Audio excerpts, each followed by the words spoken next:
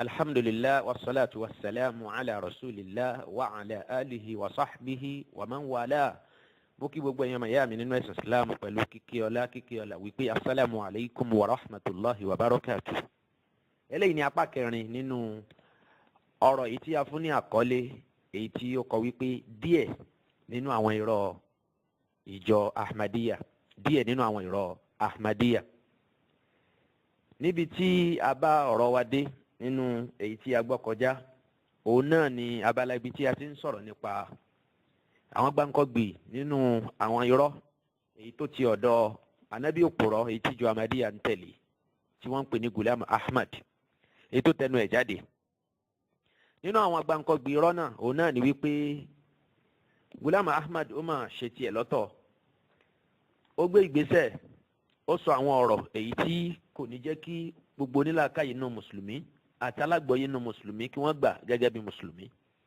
nínú àwọn ọ̀rọ̀ náà ó ní wípé ó ń sọ fún wa wípé ìlú òun tí í ṣe Qadian, Ọlọ́run dárúkọ ẹ̀ nínú Al-Qur'an, fún wa ní àwọn àyè oríṣiríṣi èyí tí a ti lè rí àwọn ọ̀rọ̀ náà kà láwọn ibi tí ó ti sọ wípé Ọlọ́run dárúkọ ìlú òun tí í ṣe Qadian nínú Al-Qur'an. bákan náà ó ní Ànábì sallallahu alaihi wasallam dárúkọ ìlú òun, ìlú tí í ṣe Qadian nínú àwọn àhàdíìsì rẹ̀. nígbà tó tún dé àwọn abala míì, pàápàá jùlọ nínú tírà Izalatul Awham, ó ń sọ ń bẹ̀ wípé Ọlọ́run ò dárúkọ ìlú òun, bẹ́ẹ̀ sì ni Ànábì wa sallallahu alaihi wasallam kò dárúkọ ìlú òun Ghulam Ahmad, yálà nínú Al-Qur'an àbí nínú sunna Ànábì sallallahu alaihi wasallam. nínú ìmísí tóun rí gbà nínú kashfu, nínú ìrìnà òun náà lòun ti rí wípé orúkọ ìlú òun wà nínú Al-Qur'an. tí a bá wojú ewé kan ṣoṣo nínú ìwé Izalatul Awham, pàápàá jùlọ page 152, a rí wípé lójú ewé kan ń bẹ̀ náà níbi tí Ghulam Ahmad ti ń sọ wípé òun gba ìmísí látọ̀dọ̀ Ọlọ́run, níbi tí Ọlọ́run ti ń sọ fún òun wípé inna anzalnahu qariban min al-Qadiyan wa bilhaqqi anzalnahu wa bilhaqqi nazal wa kana wa'dullahi maf'ula. àwọn ẹsẹ̀ ọ̀rọ̀ mẹ́tẹ̀ẹ̀ta yìí tá bá kíyèsí, a rí wípé díẹ̀ nínú Al-Qur'an, àbẹ́yìí tó pọ̀ jù nínú wọn, òun náà ló jáde láti inú Al-Qur'an. Ghulam Ahmad kan pa lójú dání nígbà tó ní inna anzalnahu qariban min al-Qadiyan. àwọn náà mọ̀ pé inna anzalnahu nìkan òun náà ló wà nínú Al-Qur'an, ṣùgbọ́n wa bilhaqqi anzalnahu wa bilhaqqi nazal, eléyìí wà nínú Al-Qur'an, bẹ́ẹ̀ sì ni wa kana wa'dullahi maf'ula. eléyìí náà wà nínú ọ̀rọ̀ Ọlọ́run ọba wa tí í ṣe Al-Qur'an. gẹ́gẹ́ bí ṣe Ghulam Ahmad lọ́pọ̀lọpọ̀ ìgbà bí tí í ṣe nìyẹn, a mú ọ̀rọ̀ Ọlọ́run ọba wa tí í ṣe Al-Qur'an, a ní Ọlọ́run fi ránṣẹ́ sóhun. látijọ́ tí Ghulam Ahmad látijọ́ tí Ànábì wa sallallahu alaihi wasallam ti ṣípò padà, àmẹ́nìkan tí tún sọ wípé Ọlọ́run fún un ní revelation, tí revelation náà wá jẹ́ Al-Qur'an, pàápàá jùlọ tí ó máa wá da àwọn àyà Al-Qur'an rú, tí ó máa ti àwọn ọ̀rọ̀ kọ̀rọ̀ bọ́nú ẹ̀, tí ó sì máa sọ wípé àwọn ìmísí tóun rí gbà látọ̀dọ̀ Ọlọ́run nìyẹn, bí ò bá ṣe ànábì òpùrọ́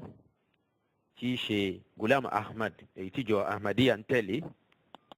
láti fìdí ẹ̀ múlẹ̀ wípé Ọlọ́run dárúkọ ìlú Ghulam Ahmad nínú Al-Qur'an, gbogbo ọgbọ́n mà ló dà fún àwọn ìtẹ́ ti gbọ́ nínú apá kẹta ọ̀rọ̀ tí ẹ̀ ń gbọ́ lọ́wọ́ yìí, tẹ́lẹ̀ ń jẹ́ apá kẹrin nínú ìwé Ghulam Ahmad èyí tó pè ní Siratul Abdal. tàbá ti wo péjì alákọ̀ọ́kọ́ yẹn, page 1 nínú tírà náà, a ó rí kí ni Ghulam Ahmad ń sọ ń bẹ. ó ní inhattat liyal malaikatu min al-khadra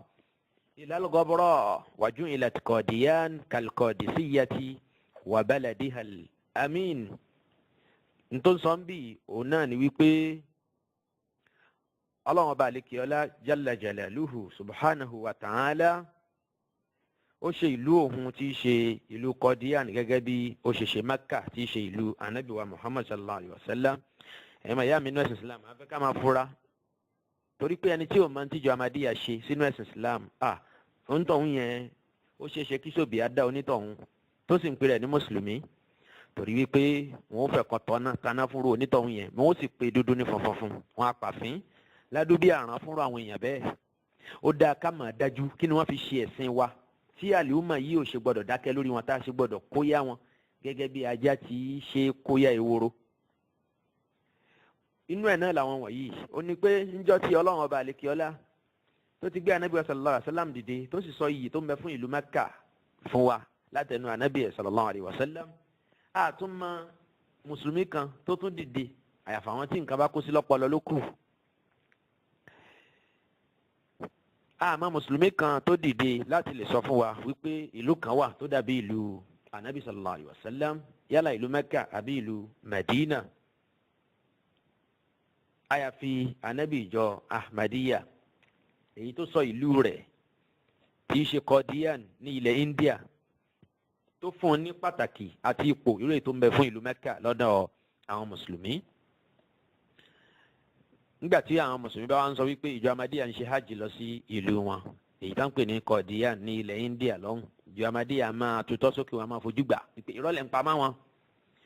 ọ̀dà ńgbà tí ìlú Mẹ́kà ìlú Qadian bá dàbí ìlú Mẹ́kà kí ló wá kù ọ̀nà dà tí wọn ò ní pa hajj dà kí wọ́n lọ máa ṣe hajj níbẹ̀ yẹn mi ò tí sọ̀rọ̀ hajj nísìn ká má ti mú nú ọ̀rọ̀ mi pé mo sọ pé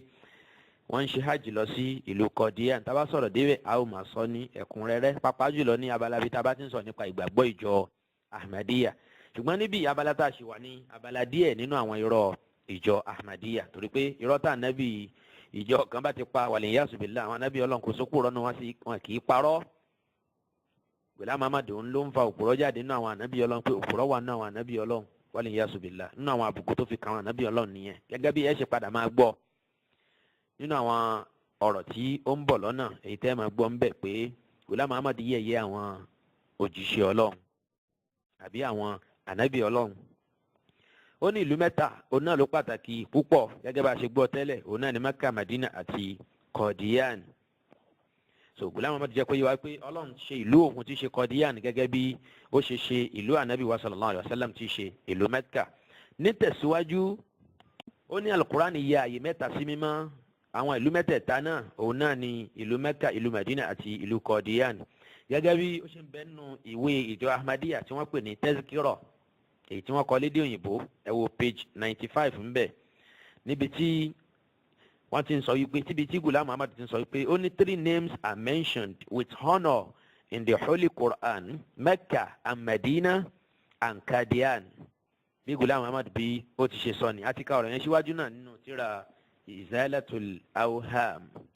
bákan náà Ghulam Muhammad ló máa jẹ́ kó yé wa pé nínú Suratul Rum ọ̀kan náà àwọn súwárù tó ń bẹ nínú Al-Quran ó ní Ọlọ́run sọ̀rọ̀ ìlú òun ti ṣe Qadian nínú súra náà níbo ni ẹ jẹ́ á gbọ́ lẹ́nu Ghulam Muhammad bó ti wí ẹ jẹ́ á kọ́ lọ sínú ìwé rẹ̀ tá a kà tán nísìnyí ìwé At-Tazkirah èyí tí wọ́n kọ pẹ̀lú èdè Lárúbáwá ẹ wo page 74 àti 75. bákan náà ẹ jẹ́ kí á lọ sí inú ìwé rẹ̀ èyí tí wọ́n pè ní Tazkirah èyí tí wọ́n kó àwọn revelations ẹ̀ sí Tazkirah èyí tí wọ́n gbé jáde ní èdè òyìnbó ẹ jẹ́ ká lọ sí page 1015 nínú ìwé náà. ọ̀rọ̀ Ọlọ́run ọba àlekè ọlá tó sọ nínú Suratul Rum wípé gulibati Rumu fi adinal ard wa hum min ba'di ghalabihim sayaghlibun. oníkálukú wa náà láti mọ bí àyà náà ṣe gbajúmọ̀ tó nínú Al-Qur'an Ọlọ́run ọba wa níbẹ̀rẹ̀ Suratul Rum. Ghulam Muhammad sọ fún wa ń bẹ̀ pé nínú àwọn àmísí tóun rí ní January 6, 1891 ó ní I saw in my dream níbo ni mo wà yí ẹ̀yàn mayami nínú ìwé Tazkirah page 1015 ó ní I saw in my dream that my brother Mirza Ghulam Qadir was standing near me and I recited the verse of the Holy Quran gulibati Rumu fi adinal ardi wa hum min ba'di ghalabihim sayaghlibun. Ghulam Muhammad ní òun ríra òun nínú àlá ẹ̀rí bí àlá yìí náà ni àlá burúkú yìí náà la Nabi sallallahu alaihi wasallam lókè wá ń lọ pé ká ṣọ́ra fún ọ̀pọ̀ àwọn tí wọ́n kópa lára bá ẹ̀sìn àwọn mùsùlùmí ká má sọ pé ẹ̀sìn Islam ibi àlá ni wọ́n gbà wọlé ẹ kà nípa tìjàníyà ẹ rí iṣẹ́ tí àlá fi wọ́n ṣe, ẹ kà ń pa kọ̀dìríyà àti gbogbo túrùkù sòfíyà pátápátá ẹ kà ń pa wọn, ẹ rí wípé àlá ló bà tiwọn jẹ́. àlá ni ò jẹ́ kí wọ́n lè dúró nílànà tà Nabi sallallahu alayhi wa sallam tí Abubakar, Umar, Usman, Ali tí wọ́n dúró sí tàfi ṣoríire. làwọn fi ń wá ìwákùwà káàkiri. àsìn àlá yìí òun náà ni wọ́n fi bà ẹ̀sìn ara wọn jẹ́. àlá yìí náà ni wọ́n fi dá ọ̀pọ̀lọpọ̀ bídíà sínú ẹ̀sìn Islam. torí náà nǹkan kí gbogbo mùsùlùmí lọ mọ̀ wípé gbogbo à ń lálà mo rí vision báyìí níta sọ fún mi náà ni pé tí n bá fẹ́ kírun mọ́ṣáláṣí o kí n rí wípé ẹgbẹ́ ọ̀tún ni kí n máa dúró sí, àbí kẹ́ mi gbọ́dọ̀ máa dún sáfù alákọ̀ọ́kọ́ sáfù kejì ní gbogbo orú àwọn àlárédèrè dé bẹ́yẹn tí ó yí níta Nábì ti bá wa sọ lójú ayé ẹ̀ padà mùsùlùmí ò gbọ́dọ̀ tẹ̀lé. téèyàn bá rí nǹkan kan tó ń jẹ́ àlá ṣùgbọ́n tó ní ìtumọ̀ gidi pẹ̀lú wípé bóyá èèyàn kì í kírun déédéé, aláyẹn wá ń sọ fún yín pé òun sì rí pé òun nǹkan kan sọ fóun lójú àlá náà wípé kóun múra sí ìrun kíkí, kò burú gbà yẹn ajẹ́pàlà dáadáa òun náà ní irú yẹn. ṣùgbọ́n tó bá ti lè takò èyí yòówù nínú àlá, tó bá ti lè takò nǹkan kan nínú alukoran àbí kẹ́ ó mú nǹkan kan wọnú ẹ̀sìn fún ni, mùsùlùmí ò gbọ́dọ̀ tẹ̀lé. a gbọ́dọ̀ tẹ̀lé o, a gbọ́dọ̀ tẹ̀lé irú ẹ̀. aláyòwù tó bá ń fún wa níṣẹ́ wípé tó bá ti jí lójúmọ́ o rí pé o ṣe la ilaha illallah 80,000 àbí 70,000 àbí 1,111 ká mọ̀ pé yẹn kì í ṣe àlá tó dáa. bó tilẹ̀ já sí pé ó ń sọ fún wa wípé ká máa rántí Ọlọ́run ni, ṣùgbọ́n ó fẹ́ bẹ̀rẹ̀ sí ní introduce bídíà sí ni díẹ̀díẹ̀ nìyẹn. torí pé ohun tá a máa fojú máa ṣe nínú àwọn azkar, nínú àwọn ìrántí Ọlọ́run Ànábì sallallahu alaihi wasallam tí ò ṣiṣẹ́ kù, tí ò jíṣẹ́ náà láàbọ̀ fún wa. kí Ọlọ́run tó sọ fún wípé al-yawma akmaltu lakum dinakum wa atmamtu alaykum ni'mati wa raditu lakum al-islam dina.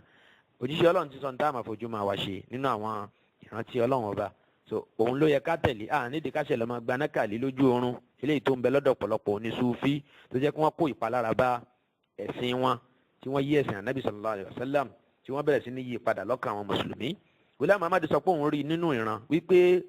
bọ̀dá òun tí í ṣe Ghulam Qadir ó dúró lẹ́gbẹ̀ẹ́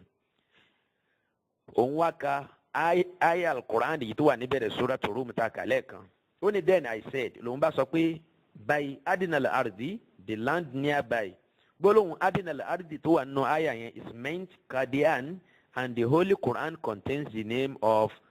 Qadian. lójú àlá náà tó ń wà lòun bá ti ń sọ fúnra wípé ok ó túmọ̀ sí wípé adinal ardi tó wà nínú aya yẹn ó túmọ̀ sí Qadian. ìtumọ̀ ẹ̀ ní ìlú òun ti ṣe Qadian. lòun bá nígbàgbọ́ lẹ́sẹ̀kẹsẹ̀ ń bẹ̀ wípé gbólóhùn Qadian àbíkẹ́ orúkọ ìlú òun ti ṣe Qadian wà nínú Al-Qur'an. ẹ̀yin ọmọ ìyá mi ní Islam ẹ dákun kí ni hikima kí lọ́gbọ́n tá a rí mú nọ̀rọ̀ yìí nísìn. mo lálàá lójú oorun pé mo ka àyà báyìí mo sì gbà wípé àyà yìí n tó ń sọ òun náà ni wípé orúkọ ìlú mi wà ní Al-Qur'an. fún màmá tí ìwà yìí pé ṣètọ́ni ti kó gbósìyàn lágbárí dáadáa. báwo lè yóò sì kà ṣe rí nǹkan kan lójú oorun àbí lójú oorun tí ó sì gbà wípé Al-Qur'an ń sọ wípé ntó àyà yìí ń túmọ̀ sí wípé orúkọ ìlú wà ní Al-Qur'an. kò túmọ̀ sí nǹkan kan. tí ó bá tiẹ̀ máa rọ́pa díẹ̀ kó wípé Ànábì sọ fún òun lójú oorun pé àkẹ́lìmọ̀ adinal ardi yóò ìtumọ̀ náà ní Al-Qur'an. ṣùgbọ́n tí Ghulam Ahmad bá kàn ti rí nǹkan kan lójú àlákàlà àwọn àláwò ṣe àmárú oorun tó ń sùn àṣìmárú ilé tó ń gbé tó fi ń láwọn alúrà àwọn àlá burúkú bẹ́yẹn táwọn ẹ̀mí òkùnkùn tí wọ́n fi bẹ̀rẹ̀ sí ní rí mú ṣe jáwùlà káàkiri lójú oorun láti bẹ̀rẹ̀ sí ní máa wọnú ayé káàkiri lọ sínú òkùnkùn léyìí tó fi ń rí gbogbo orú àwọn fíṣàn kí fíṣàn àwọn ìrankíran wọ̀nyí. èyí tó kàn wá òun náà ni pé tẹ́ ẹ̀ bá gbàgbé a ti kà á fúnra wa tẹ́lẹ̀ nínú àwọn ọ̀rọ̀ tí Ghulam Ahmad sọ tó sọ fún wa wípé ẹ̀gbọ́n òun Ghulam Qadir ló ń ka Kùránì. nígbà tó wá ń ka Kùránì yẹn ló wá kà débì kan lòun bá béèrè lọ́wọ́ ẹ̀ pé inna anzalnahu qariban minal Qadiani lòun gbọ́ tó kà. èwo tó ni níbo ni Qadian wà nù Kùránì. ó ní ló bá fi hàn án lòun bá rí lójú oorun bẹ́ẹ̀ wípé Qadian wà nù Al-Qur'an. nígbà tó lòun bá nígbàgbọ́ látòjú oorun yẹn pé Qadian wà nù Kùránì. àmẹ́yìí tí mo kà fún wa yìí nísìn ẹ rí i pé ohun tó ń sọ ń bẹ̀ òun náà ni wípé òun lòun ka Kùránì lòun sì rí wípé ìtumọ̀ adinal ardi òun gbọ́ yé wípé ìtumọ̀ ẹ̀ ní Qadian lòun bá nígbàgbọ́ wípé Ọlọ́run dárúkọ lóhun ti ṣe Qadian nínú Al-Qur'an. Ọlọ́run kó máa ṣàánú wa. ẹ dákun ẹ wo ní tí Ahmadiyya sọ ẹ̀sìn Islam dà ẹ wo ní tán sọ Al-Qur'an tọ́lọ́run fi rán Ànábì sallallahu alaihi wasallam dà ẹ wo bí wọ́n ṣe ń tú Qur'an síbi tó wù wọ́n ẹ wo àrà tí wọ́n ń fi Al-Qur'an dà ẹ̀yìn màyà mi ní ẹ̀sìn Islam. ṣé wáyé ká dákẹ́ báyìí ẹni tó sì ń ronú pé mùsùlùmí l'Ahmadiyya ẹ jẹ́ gbàrú pẹ̀lú àwọn àdìsọ́kàn wọ̀nyí. man lam yukaffir al-kafira fahuwa kafir. ẹ̀yin tẹ́ ẹ bá sì ń rò pé ìjọ Ahmadiyya mùsùlùmí ni wọ́n ń ṣe kèfèrí, tẹ́ ẹ bá ṣọ́ra kẹ́ ẹ padà lójú ọ̀nà yẹn ẹ ó di kèfèrí pẹ̀lú wọn. li'anna al-mar'a man ahabba, torí pé bẹ́ẹ̀ bá nífẹ̀ẹ́ wọn pé mùsùlùmí ni wọ́n ẹ sì fẹ́ràn wọn, ẹ gba bí wọ́n ti ń ṣe gbogbo ètò wọn, àjẹ́ wípé Ọlọ́run jọ gbé yín dìde nìyẹn o. tẹ́ ẹ bá wá fẹ́ tẹ̀lé wọn jọ alkiyama lọ́nu jahannama tí wọ́n ń lọ,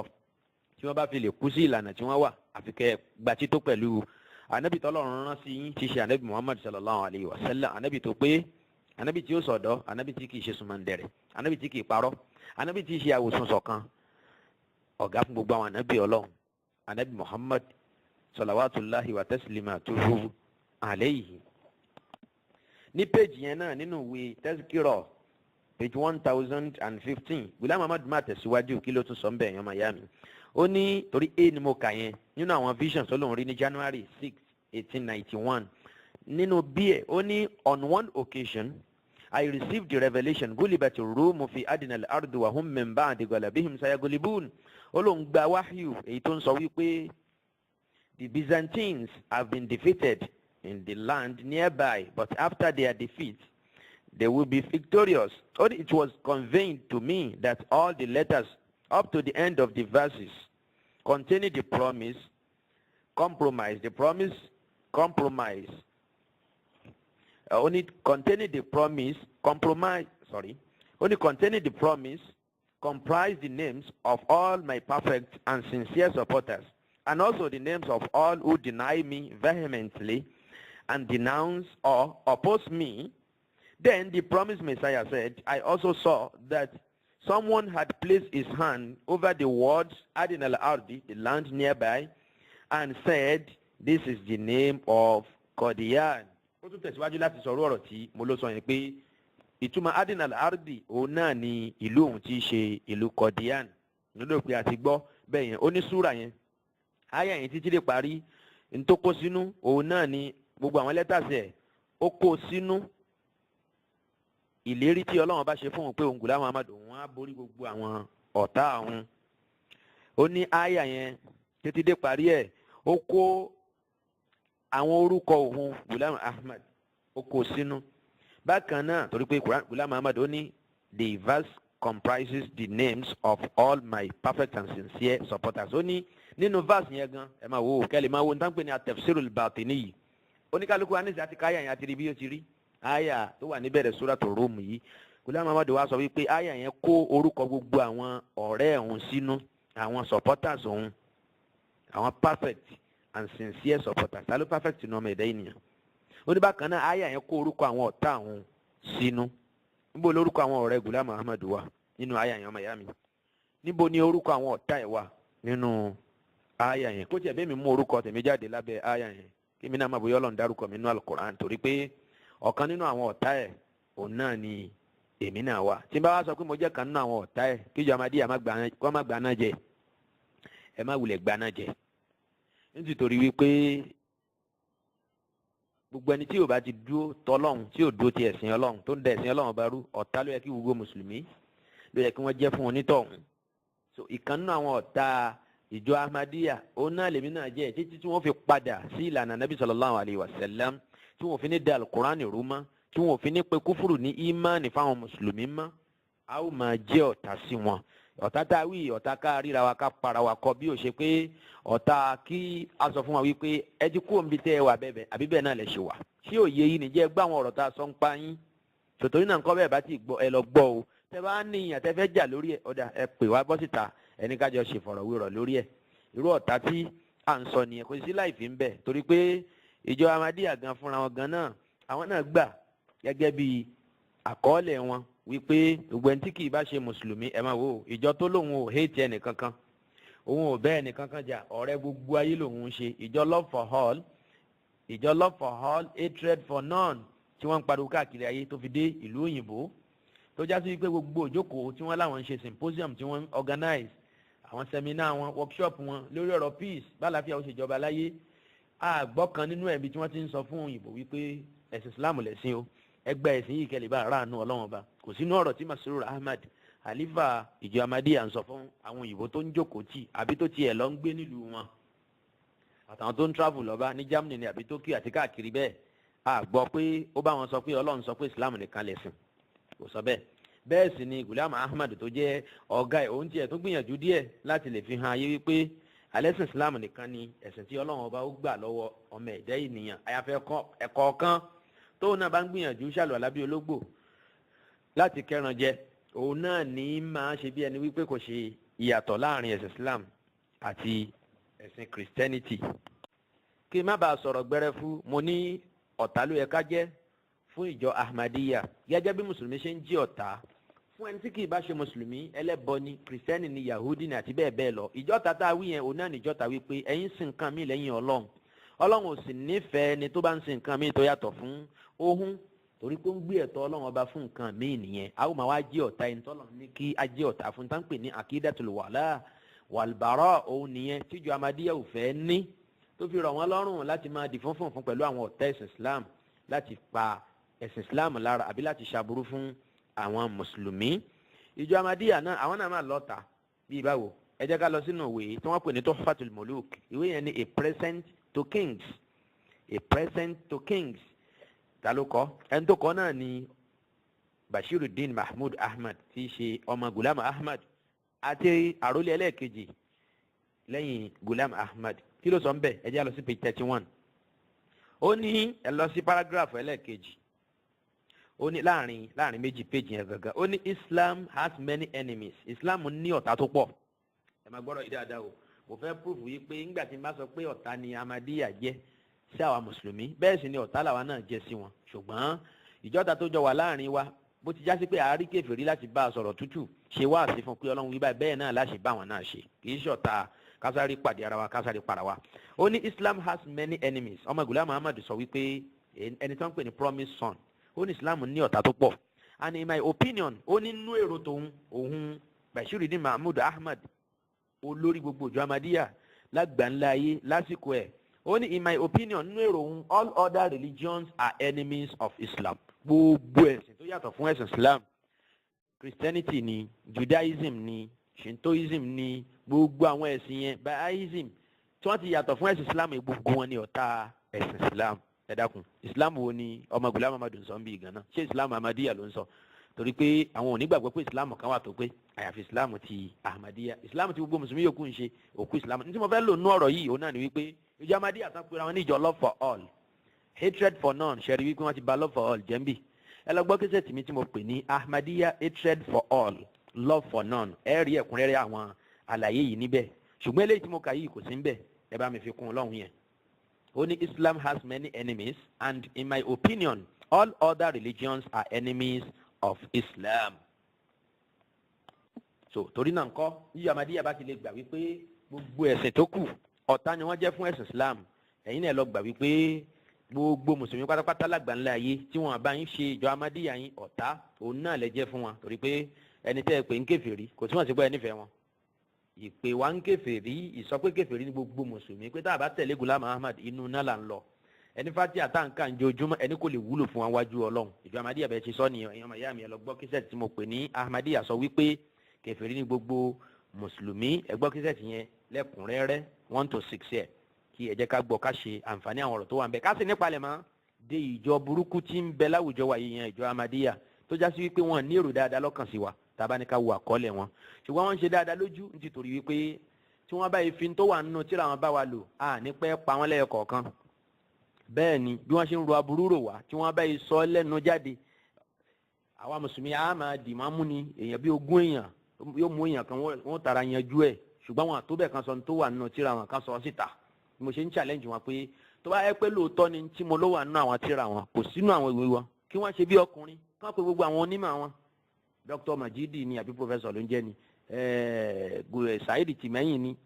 àtolórí wọn èyí tó ń pè ní Mashoodi Fáṣọlá, gbogbo àwọn doctors tí wọ́n kóra wọn jọ yẹn,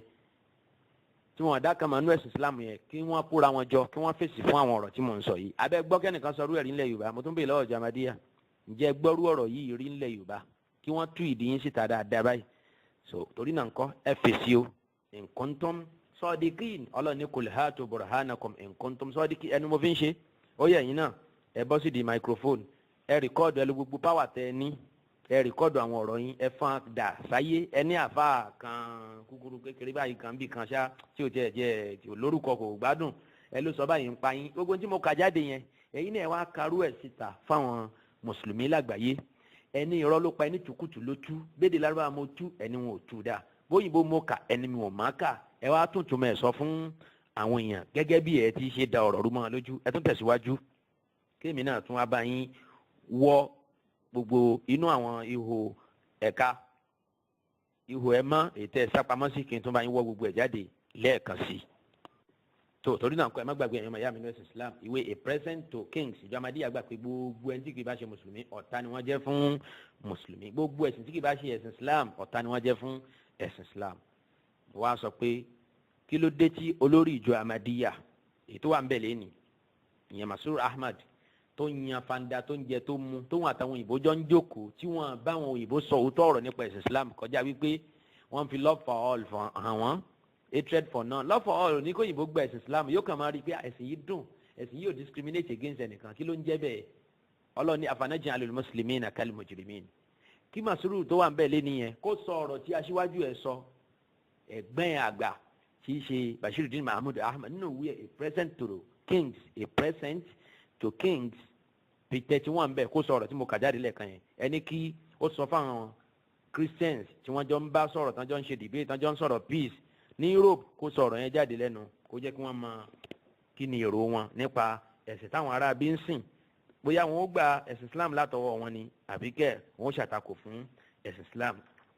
torí náà kọ́ ẹ má gbàgbé kí mo sọ pé Al-Masjidul Aqsa táwọn mùsùlùmí gbàgbọ́ wípé mọ́ṣáláṣí ètò ń bẹ ní Jerusalem yìí tí mùsùlùmí àti Júù àti Christian tí wọ́n ń jà sí yìí òun náà ni à ń pè ní Al-Masjidul Aqsa òun lọ́lọ́run sọ̀rọ̀ ẹ̀ ní ìbẹ̀rẹ̀ Suratul Isra Quran chapter 17 verse 1 ṣùgbọ́n báwa mùsùlùmí ṣe gbà á gbọ́ nìyẹn ṣùgbọ́n jọ Ahmadiyya àwọn ní tàwọn ọ̀tọ̀ lórí o Masjidul Aqsa ti tàwọn wọn ní òní mọ́ṣáláṣí Ghulam Muhammad tó ń bẹ ní ìlú Qadian ní ilẹ̀ India lọ́hùn a rí wípé eléyìí náà tó ń kọ́ báyìí ọmọ ìyá mi ní ẹ̀sìn Islam ẹni tó bá tako ìmọ̀nà Al-Qur'an kèfèrí lòun tọ̀ ń ẹni náà ò ní jẹ́ mùsùlùmí kèfèrí ni yóò máa jẹ́ bí Ghulam Muhammad náà ṣe gbà wípé ẹni bá pe Al-Qur'an nírọ́ ẹ̀rí tí Al-Qur'an mú wá ọ̀rọ̀ tí Al-Qur'an bá sọ ẹni bá pe ọ̀rọ̀ náà nírọ́ onítọ̀hún ò ní jẹ́ mùsùlùmí mọ́ kèfèrí ni irú ẹni bẹ́ẹ̀ yóò máa jẹ́ tí a bá wo ìwé Ghulam Ahmad èyí tó pè ní Arba'in ẹ wo page 77 bẹ́ẹ̀ ó ń jẹ́ kó yé wa pé ìmáa fi ojú kéré ẹ̀rí tí Al-Qur'an bá mú wá lórí ọ̀rọ̀ kan kéèyàn wá fojú kéré ẹ̀rí náà kéèyàn má kà á sí kó fojú tẹ́ḿbẹ́lú ẹ̀ ó ní kúfúrù ni ẹ̀ gbọ́ nísìnyí a ti rí inú Al-Qur'an wípé Ọlọ́run ò dárúkọ Qadian nínú Qur'an bẹ́ẹ̀ sì ni Al-Masjidul Aqsa èyí tó ń bẹ ní Jerusalem tá a mọ̀ yẹn náà ni kì í ṣe èyí tó ń bẹ ní Qadian Ànábì òde Qadian ni kò sì mọ ibi tó wà Ọlọ́run ò sì sọ̀rọ̀ ẹnu Al-Qur'an gbogbo ètí Ghulam Muhammad ń tì mọ́ ọ̀rọ̀ Ọlọ́run ọba yìí wa man azlamu mimman iftara ala Allahi kadhiban tabatika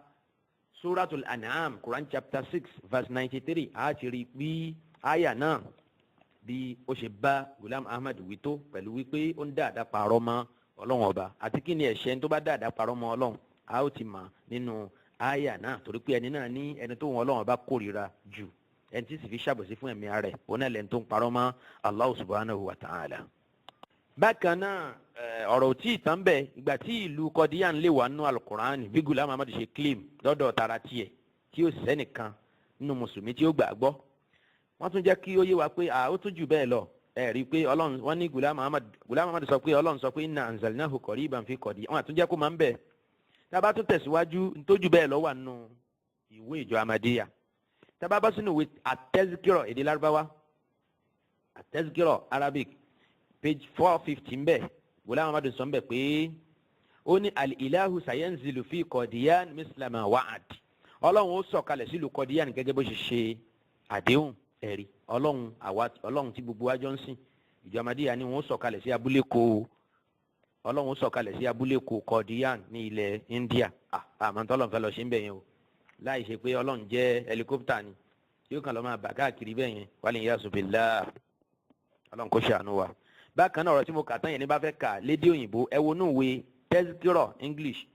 ẹ kú page 562 ẹ bá ń bẹ̀ náà ẹ jẹ́ kí n bá yín kà kó lè rọrùn ó ní God will descend in Qadian according to his promise Ọlọ́run ló ń sọ̀kalẹ̀ sí ìlú Qadian gẹ́gẹ́ bí ó ṣe ṣe àdéhùn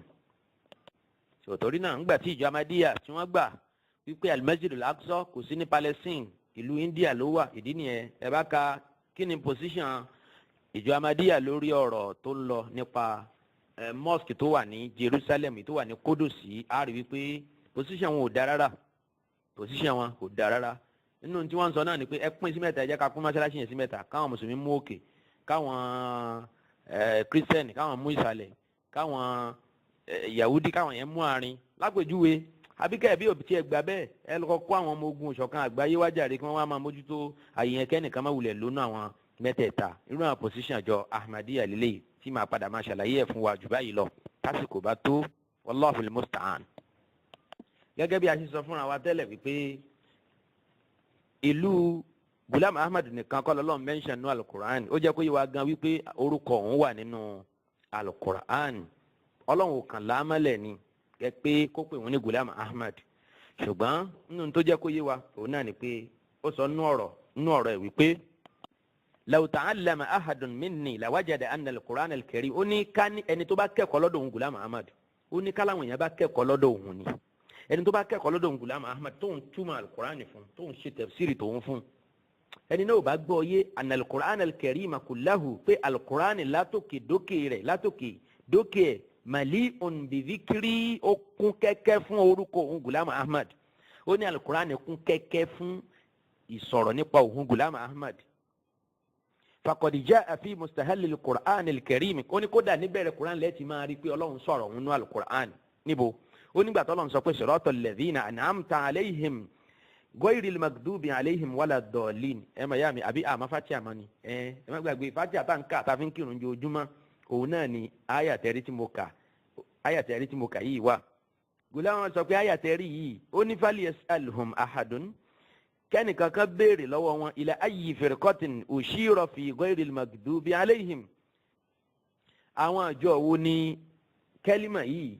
ló ń tọ́ka sí, yẹn ayà yìí tó sọ pé ghayril maghdubi alayhim, àwọn àjọ wo lè rí tí ó ń tọ́ka sí. جميع فرق المسلمين متفقة على أن المراد منها هم اليهود. ó ní lóòótọ́ gbogbo mùsùlùmí gbà wípé al-maghdubi alayhim àwọn tọ́lọ̀ ń bínú sí nínú suratul Fatiha yìí òun náà ni àwọn Yahudi. Ghulam Ahmad sọ pé gbogbo mùsùlùmí ló gbà bẹ́ẹ̀ yẹn. ó ní wa min nahiyatin thaniyatin, ṣùgbọ́n tá a bá tún fojú mi wò lọ́dọ̀ tòun Ghulam Ahmad ẹ̀rí ó ti sọ ní tí gbogbo mùsùlùmí gbàgbọ́. bẹ́ẹ̀ sì ni eléyìí ní tafsiri Ànábì sallallahu alaihi wasallam pé al-maghdubi alayhim àwọn tọ́lọ̀ ń bínú sí òun náà làwọn Yahudi tí wọ́n ṣe ọ̀pọ̀lọpọ̀ àwọn iṣẹ́ láabi. òun náà tó ń ṣe dè níyì bẹ́ẹ̀ ti rí yẹn ní Palestine ní ìlú wọn tó ń pè ní Israel, tó ń pa àwọn mùsùlùmí lọ́mọdé lágbà lọ́kùnrin lóbìnrin lárúgbó lọ́dọ̀ lómidan. Ọlọ́run kó bínú sí àwọn Yahudi o tí wọ́n bá ní mọ̀nà. Ghulam Ahmad tẹ̀síwájú ó ní yàtọ̀ fún ìtàn mùsùlùmí gbàgbọ́ yẹn warada fil hadith sharif anna ummatahu sallallahu alayhi wa sallam satahzu hazwa al-yahudi, ó ní àwọn mùsùlùmí náà wà padà máa wà bí àwọn Yahudi. ó ní torí náà ń kọ́ fa akhbiruna, ó ní ẹ sọ fún wa. Ghulam Ahmad ló ń béèrè o, ẹ sọ fún wọn.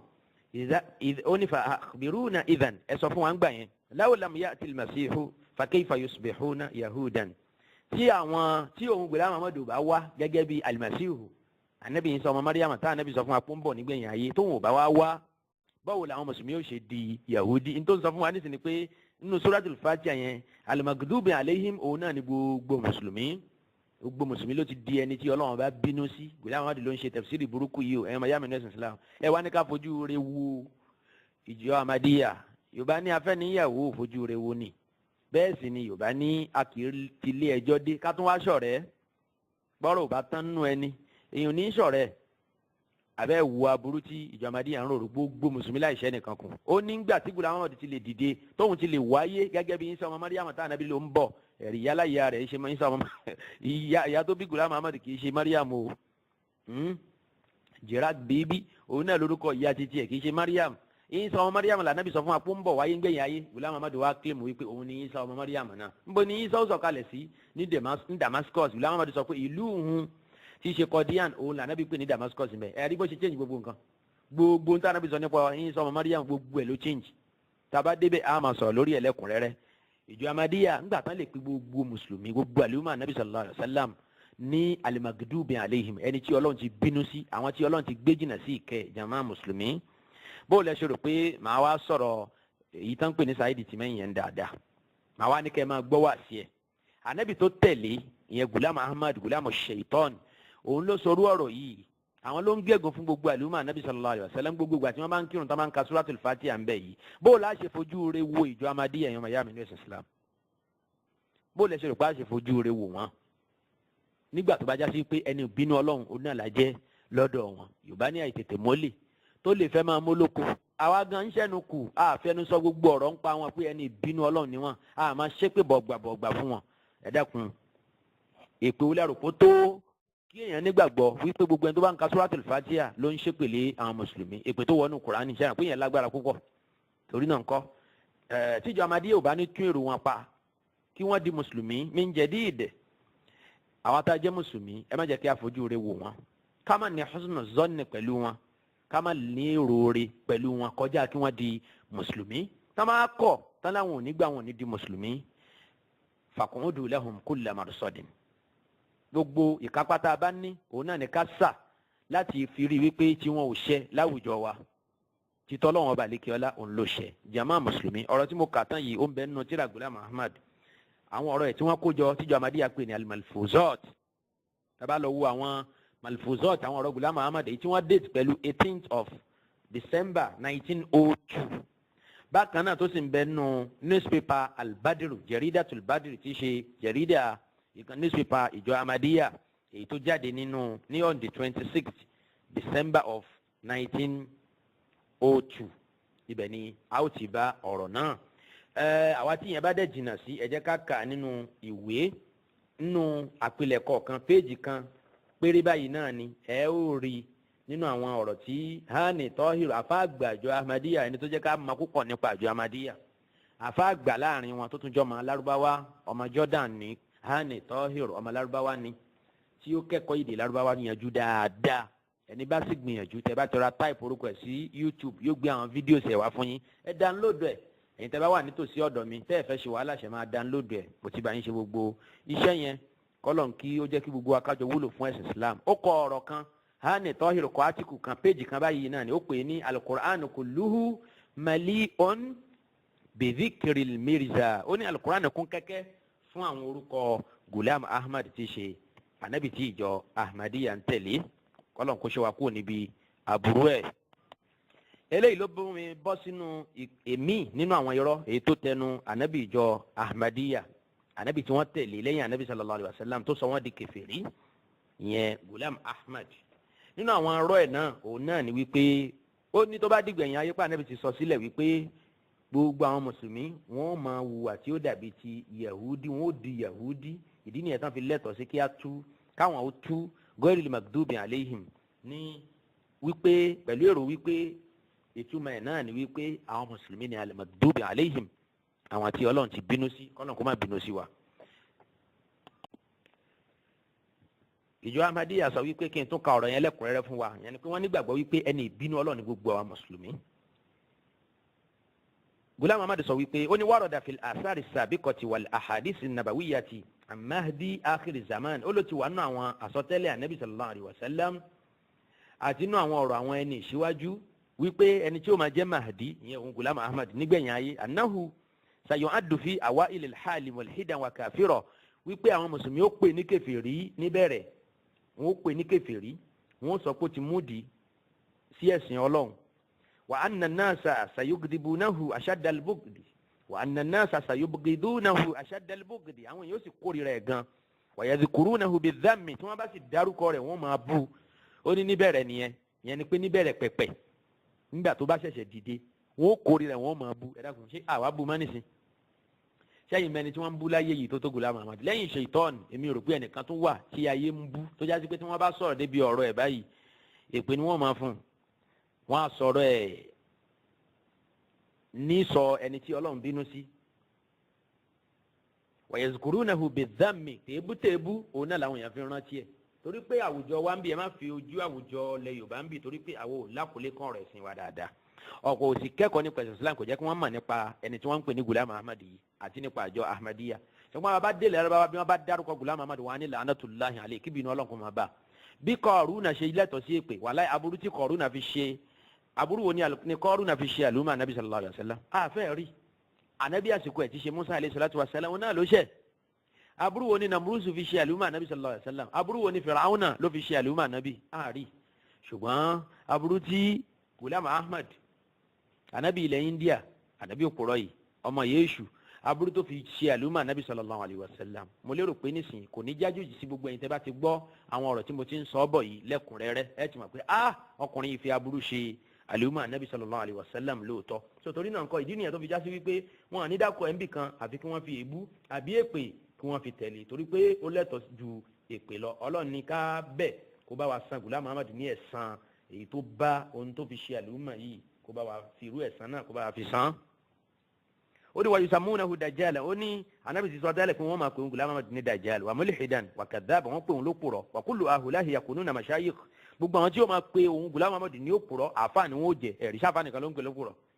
walan yakuna ala sathil ardi aswa min mashayikh hadhihi al-umma Ghulam Ahmad sọ pé lásìkò tòun Ghulam Ahmad ẹ má gbàgbé àsìkò ní Ghulam Ahmad dìde wọ́n bí ní 1839 àbí 1840 ó kú 1908 ó ní ànábì ti sọ tẹ́lẹ̀ wípé tó bá di àsìkò òun Ghulam Ahmad gbogbo àwọn àfáà tó ń bẹ lórílẹ̀ ó ní kò ní sí ẹni bíi kan lórílẹ̀ tí ó tó àwọn àfáà àlùmọ́ ànábì sallallahu alayhi wa sallam ṣe pé ọ̀rọ̀ burúkú ni Ghulam Ahmad fi ń ròyìn àlùmọ́ ànábì sallallahu alayhi wa sallam. a lè rí ẹni ibi nínú àwọn àfáà lóòótọ́ bẹ́ẹ̀ sì ni ló ń bẹ nínú ẹni tí kì í ṣàfà bó ti ń bẹ nínú kìrìsìtẹ́nì ló ń bẹ nínú mùsùlùmí ló ń bẹ nínú àwọn júù àwọn ẹni ibi a sì lè rẹ́ni ire tó dáa níwà nínú àwọn wọ̀nyí ṣùgbọ́n tó ń ti bẹ́ẹ̀ Ghulam Ahmad ni tó fẹ́ gbà nínú àdìsí rọ èyí tó ń dá àdáparọ́ ẹ̀ máa nàbí sallallahu alayhi wa sallam yìí ó ní ànábì ti sọ tẹ́lẹ̀ wípé àwọn afáàtà máa pe òun Ghulam Ahmad ní kèfèrí àwọn lẹ́ni bíjù tó wà lórílẹ̀ abẹ́rẹ́ nǹkan yóò kàn fabricate ọ̀rọ̀ yóò dẹ̀ lẹ́ máa nàbí sallallahu alayhi wa sallam ìbínú ọlọ́run ó bá Ghulam Ahmad torí pé ẹni ìyà níwájú ọlọ́run kéèyàn máa dá àdáparọ́ máa nàbí sallallahu alayhi wa sallam yàrá kún bọ́ọ̀lù àdìsí yìí wà nọ́ọ̀rọ̀ ànábì sallallahu alayhi wa sallam àdìsí eléyìí náà lẹ́sẹ̀ ńlẹ̀ náà wọ́n lè sọ fún wa pé wà nù tíra Kanzul Ummal àbó wà nù Sunan al-Bayhaqi àti bẹ́ẹ̀ bẹ́ẹ̀ lọ ibi tó wà wù wọn náà máa ń fi àdìsí tì sí ẹ̀yìn ẹ̀ lọ wá jáde tẹ́ bá wá wà torí a ti sọ fún wa pé kọ́yìn dà wá ni pé in kunta mustadillan fadalil wa in kunta mustadillan fasiha bẹ́ẹ̀ yẹn bá ń kílèmù kankan ẹni ó mẹ́rin wa bó bá mẹ́rin wa ẹ wú ẹ̀rí yẹn dáadáa ǹjọ́ fẹsẹ̀ múlẹ̀ pé ọ̀rọ̀ Ọlọ́run ni àbí ọ̀rọ̀ anabi sallallahu alayhi wa sallam kẹ́ tó lè gbà lọ́wọ́ ẹ̀ Ghulam Ahmad fẹ́ parọ́ má nàbì kí àwọn èèyàn tí wọ́n bá nígbàgbọ́ nínú ẹ̀ kí wọ́n má bàa máa gbọ́rọ̀ sí àwọn àfa mùsùlùmí lẹ́nu ó wá fẹ́ parọ́ mọ́ ànábì sallallahu alaihi wasallam wípé ànábì ti sọ tẹ́lẹ̀ pé àwọn àfa tó bá pè òun ní kèfèrí yẹn pé àwọn lẹ́ni ibi àwọn sì ní ẹni ibi tó wà lórí ilẹ̀ pé kò ní sí ẹni ibi kan lórí ilẹ̀ yìí tí ó tó àwọn àfa tó bá pè òun ní kèfèrí yálà àfa ilẹ̀ India ni àbáfa Íjíbítì àbáfa Saudi Arabia àti gbogbo bí tí wọ́n bá wà lágbàńlá ayé tó fi dé Nàìjíríà tó fi dé South Africa àti gbogbo àyè àbẹ́rẹ́ nǹkan bẹ́ẹ̀ Ghulam Ahmad ó fẹ́ demoralize àwọn èèyàn ó fẹ́ káwọn àfa yẹn lose confidence ló bá ti ọ̀rọ̀ sáà nàbí lẹ́nu sallallahu alayhi wa sallam wal iyazu billah ló bá ń parọ́ mọ́ ànábì pa ànábì ti sọ tẹ́lẹ̀ pé àwọn olórí burúkú àfa àwọn àfẹ́ ní ibi àwọn àfẹ́ ní èṣù àwọn àfa tó yájú pé àwọn tí wọn ló bàjẹ́ jù lórí ilẹ̀ yìí àwọn ní ó pe òun Ghulam Ahmad ní irọ́ abẹ́rẹ́ nǹkan báyìí ọ̀ bó ṣe ń tan ayé ẹ̀rí bí Ghulam Ahmad ṣe ń tan ayé ó ní wasawfa yastamiru hadha alwadun ó ní bọ́ọ̀rọ̀ ó ṣe tẹ̀síwájú ní àwọn àdìyí máa pè ó ní kèfèrí li muddati mina zaman fún àwọn àsìkò kan wa ba'da zalika nígbà tó bá padà wáyá sayuwayiduhu Allahu ta'ala ọlọ́run ọba àlékè ọlá ẹ̀rí lójú ayé ẹ̀ náà ni ìyẹn pé ọ̀rọ̀ bíi ọdún bíi méjì mẹ́ta ìyẹn ni pé níbẹ̀rẹ̀ tó bá kọ́ pé rẹ̀ ní Mahdi àwọn àfa yìí ó pè ní kèfèrí tó bá padà wáyá lẹ́yìn bíi ọdún bíi mélòó ọlọ́run ọba bẹ̀rẹ̀ sí ní ran Ghulam Ahmad lọ́wọ́ pẹ̀lú àwọn àmì láti sánmà wa sayusma'u sawtun minas sama'i bihaqqihi bẹ́ẹ̀ sì ni ohun kan wà á sọ̀kalẹ̀ láti sánmà tí yóò máa wí pé Ghulam Ahmad sọ pé lásìkò tòun ọlọ́run wa ní kí ohun kan ó máa jáde láti sánmà tí ohun náà ó máa sọ wípé àwọn èèyàn sì máa gbọ́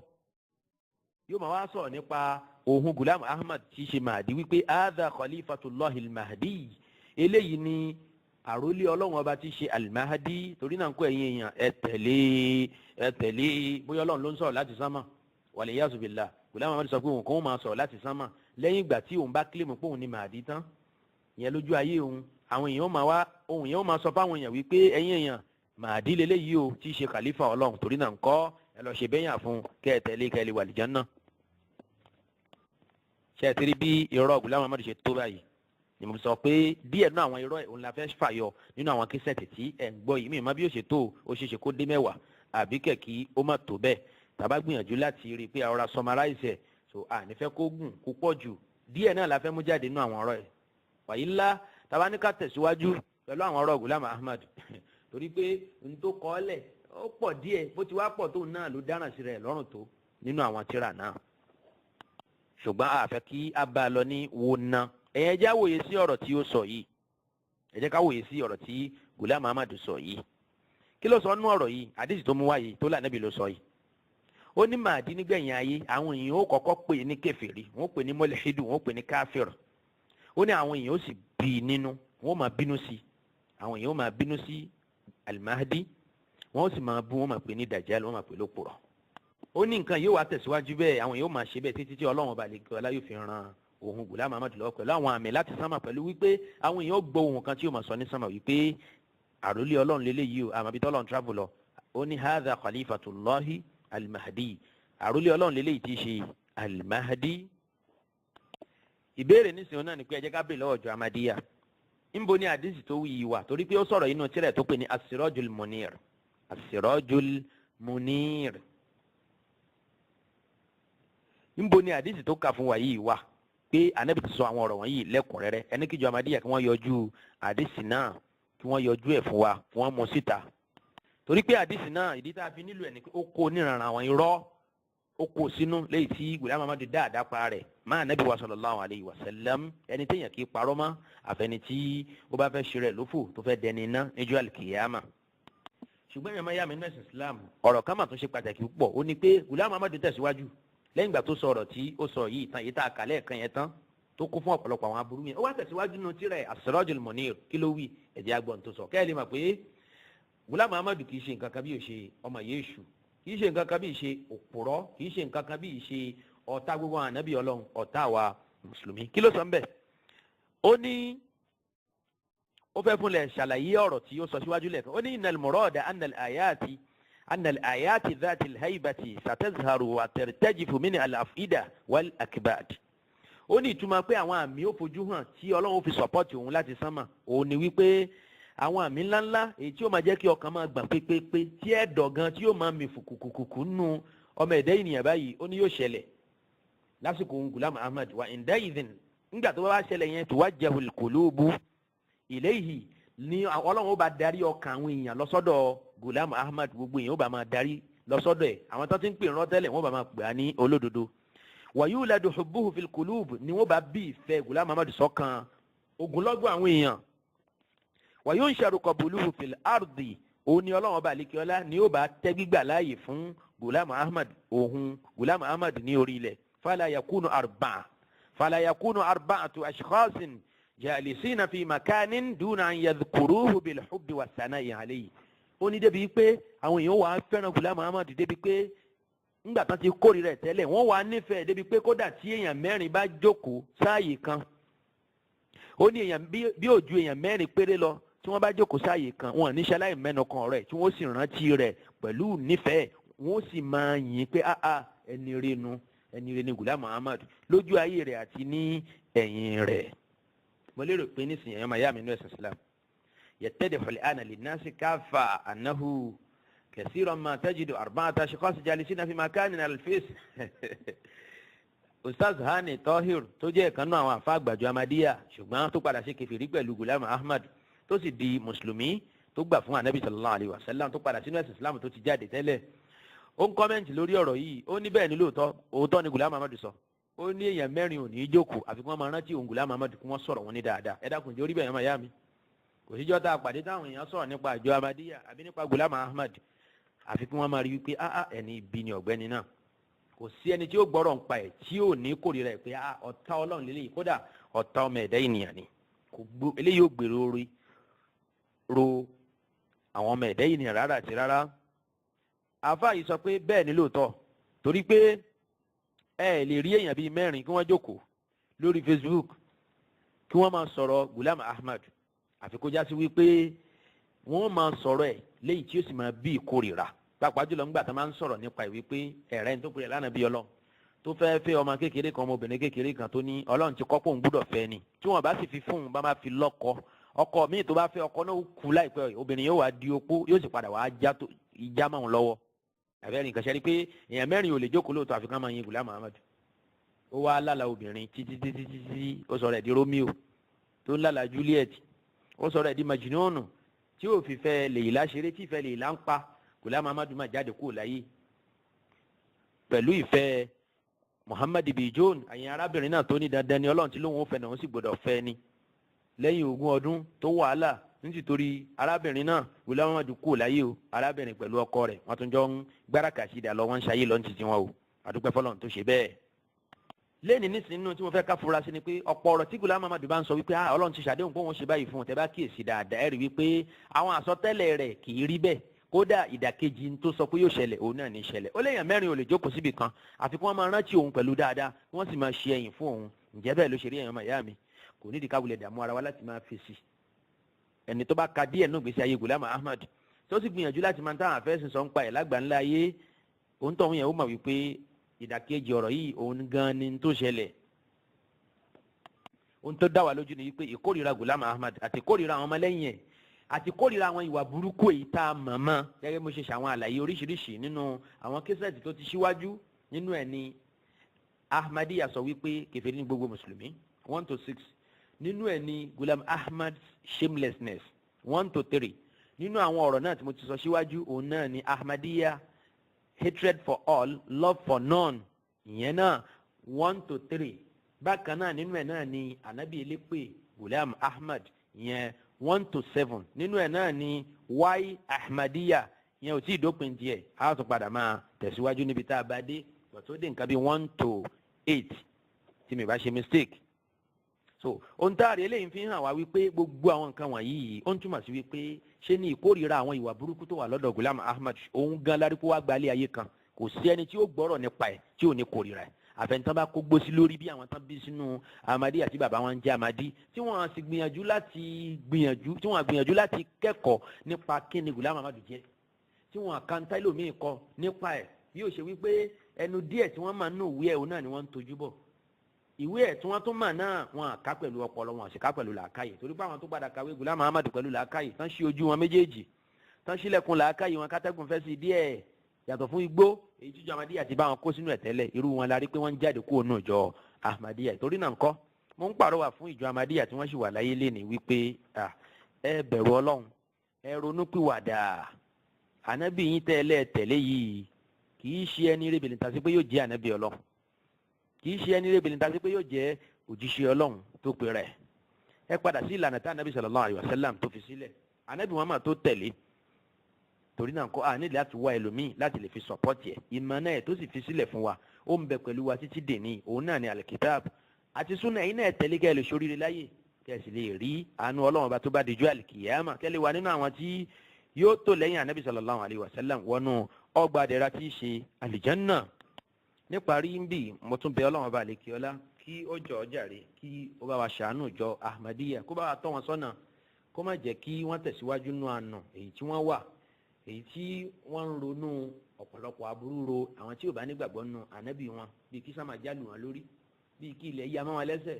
bíi kí iná jú wọn mọ́lé gbogbo àwọn aburú bẹ́ẹ̀ èyí tí mo ṣàlàyé nínú àwọn késẹ̀tì èyí tí mo pè ní Ahmadiyya hatred for all love for none kọ́lọ̀ má jẹ́ kí wọ́n kú sórí àwọn èròkèrò náà èyí tí ó já sí wípé kò túmọ̀ sí nǹkan kan bí òṣèré ìdúró ẹni tó ń wòṣẹ́jú akànlétí omi tí ó padà kú síbẹ̀ àbí tí ó pẹ́ létí omi tákàn ò ní ṣẹ́jú mo bẹ̀ Ọlọ́run bá àlekíọlá kí ó bá wa ṣàánú wọn kó ṣe wọ́n ní mùsùlùmí kó ṣe wọ́n ní ọmọlẹ́yìn ànábì sallallahu alaihi wasallam tòótọ́ bí àwọn kan ṣe túbá nínú wọn nínú àwọn àgbààgbà wọn kí Ọlọ́run kó ṣàánú àwọn tó sì kù ń bẹ̀ náà kí ó jẹ́ kí wọ́n lè ronú pìwàdà kó sì ṣe tútúbà àwọn àgbààgbà wọn ní àpẹẹrẹ dáadáa fún tútúbà àwọn ọmọlẹ́yìn wọn Ọlọ́run wá jọ ṣe gbogbo wa ní ọmọ àlìjánnà gbogbo eléyìí tí mò ń sọ yìí ìjọ Ahmadiyya ẹ lọ mọ̀ wípé tí kórìíra kọ́ tí mo bá ní mo ń bá yín ṣọ̀tá mo ń bá yín ṣọ̀tá ń tìtorí wípé ẹ̀ ń bẹ̀ ẹ̀sìn ànábì sallallahu alaihi wasallam jẹ́ ni ṣùgbọ́n tàbá tó wò ní ìdàkejì náà a rí wípé àwọn ọ̀rọ̀ tá à ń sọ wọ̀nyí a máa ṣàdúró wàhálà ibi ò ṣe pé kẹ́ ẹ lè máa ń bo lànà farapamọ́ sí ní ojú ọ̀nà tẹ́ ẹ wà kì í ṣe pé tìtorí pé kẹ́ ẹ lè fún mi ní nǹkan kan nínú àǹfààní tó wà lọ́dọ̀ yín ṣùgbọ́n bo lànà wà níta ànábì sallallahu alaihi wasallam tó wá ṣe láyé nìyẹn tó sì ní kí àwọn àlùmọ̀ yìí kí wọ́n máa ṣe lẹ́yìn òun náà ni mi máa júwe ibi tí aburú wà fún àwọn ìjọ yìí yẹn àlùmọ̀ òun